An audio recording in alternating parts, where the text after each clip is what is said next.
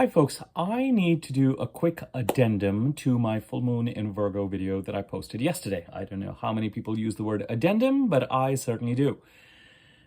During the full moon in Virgo video, I mentioned the transits that were active. Let me say that again. During the full moon in Virgo video, I mentioned the aspects that were being made generally by the planets transiting the skies and the aspects that the full moon itself would make. When we talked about the full moon, I spent a ton of time on the big aspect of the full moon, which is that it was opposing not only the sun, which is what makes the moon full, but also Saturn and Mercury. And the fact that the sun and Saturn and Mercury would have this massive reality check conjunction as we headed towards the 28th of February. And that we should already be feeling the full moon intensity and energy. And with the full moon being opposite Mercury, Saturn, and the sun, we were likely to experience an emotional and intuitive reaction to what was being revealed to us in the sign of Pisces as a result of this conjunction that is on its way. I'd also mentioned that the transits that were occurring in the skies, the aspects that were occurring between the transiting planets in the sky at around the time of the full moon included Venus and Mars in Aquarius squaring Jupiter in Aquarius, the North Node and Chiron conjuncting. If you follow the North Node as the North Node and not the true node, but I'm not going to get into that discussion.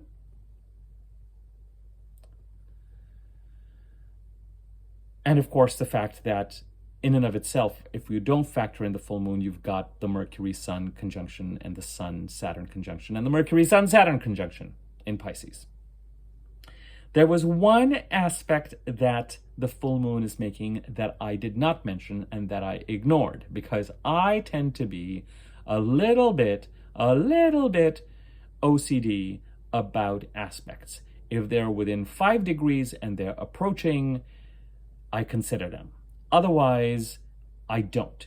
Partly this is because sometimes people are considering aspects, within 10 degrees, and sometimes they're separating. And the discussions that I feel that occur, I'm like, why are we putting so much weight on those when we should really be focusing in on the aspects that count? But the full moon from Virgo also, when it comes to separating transits, these are aspects, forgive me, one of you pointed out that I keep using the word aspect to mean transit. And that's, because it's an aspect between transiting planets. So when it comes to the full moon, I consider what aspects the moon is making on its way to becoming full. So even if it is a separating aspect, which means that by the time the full moon occurs, the aspect has already occurred, I still consider it. Because I think of the full moon as this approaching, growing mass of lunar forces.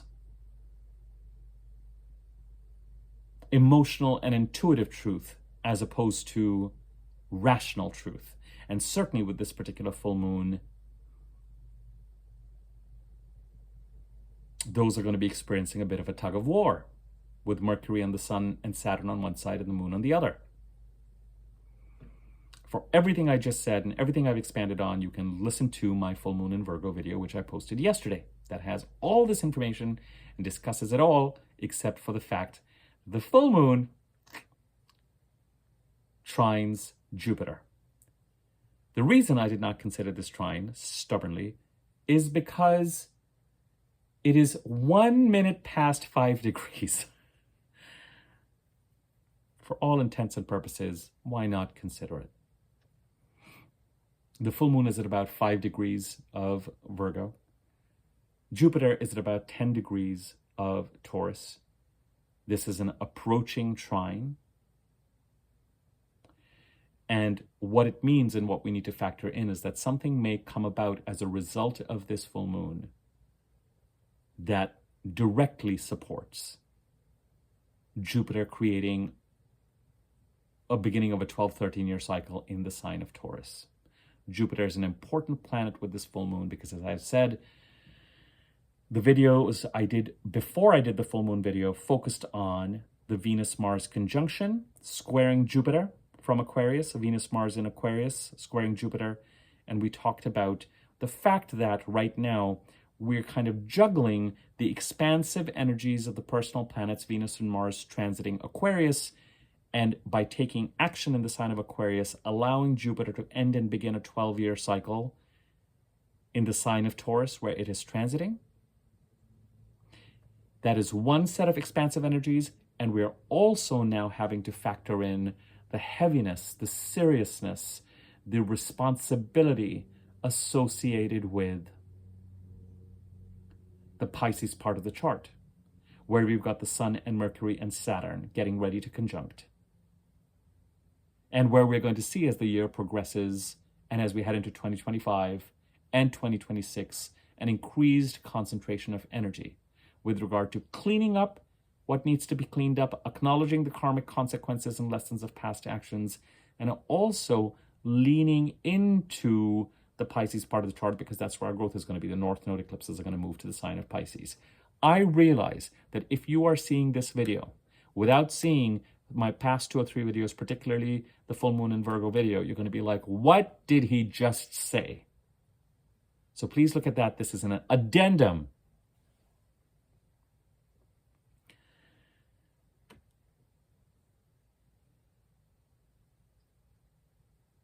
The full moon in Virgo opposes the Sun, Saturn, and Mercury in Pisces. The Pisces energy are the heavier, more responsible, more get real, more acknowledge what needs to be managed, crisis since 2014, 15, 16 in the Pisces part of the chart. And by that, I mean the house occupied by the sign of Pisces and what it stands for and who it stands for. And we are on a mission to clean up that part of the chart and finally be able to see what is actually happening within it and what is not happening within it. And try to act responsibly with conscious, positive intentions to the best of our ability. All of this discussed in yesterday's video. But at the same time, as we head to the full moon, encoded into the full moon is the fact that Venus and Mars just conjuncted on the 21st of February. And a few days after the full moon, they are both going to square Jupiter, which means action needs to be taken in the Aquarius part of the chart. Venusian and Mars action. Building relationships. Taking action to pursue goals. Protecting boundaries.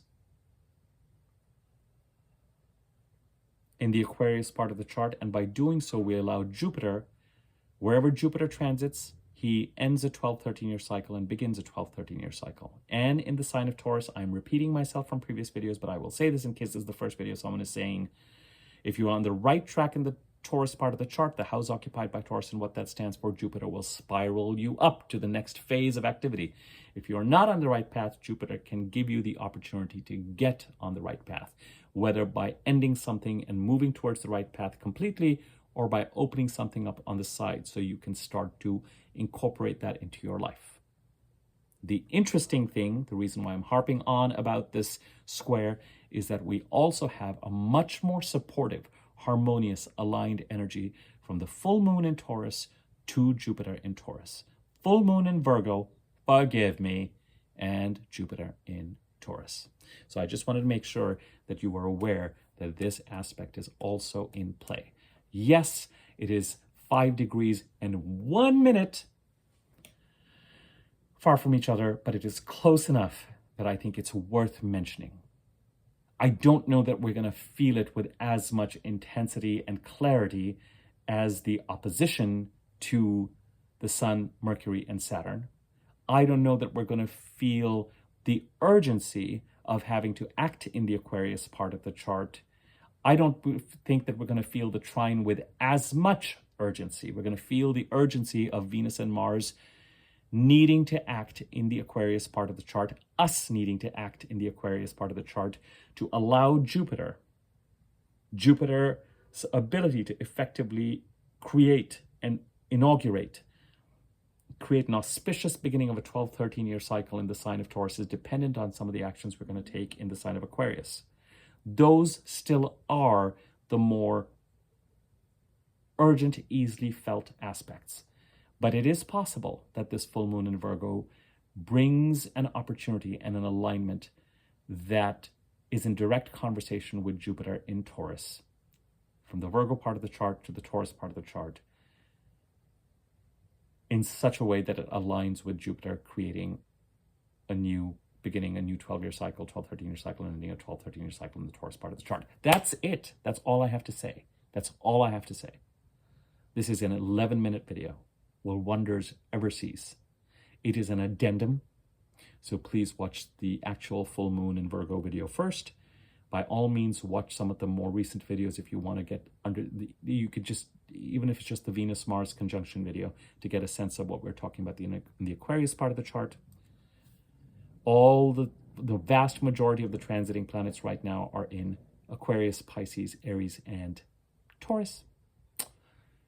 And I will leave it at that. Thank you for listening. Sorry, I did not add this on to the already 1 hour and 15-minute video I did on the Virgo full moon. Thank you to everyone who has been commenting, subscribing. Feel free, if you find any of my content useful, to tell your friends, get the word out, comment, like. It all drives people to the video. Subscribe to my YouTube channel. Click on the bell icon next to the subscribe button. The wiggly bell will let you know when I post new videos. And my email address is in the description area, so if you're interested in finding out about rates for readings, etc., you can use that to get in touch with me. Thank you. Over and out. More to follow.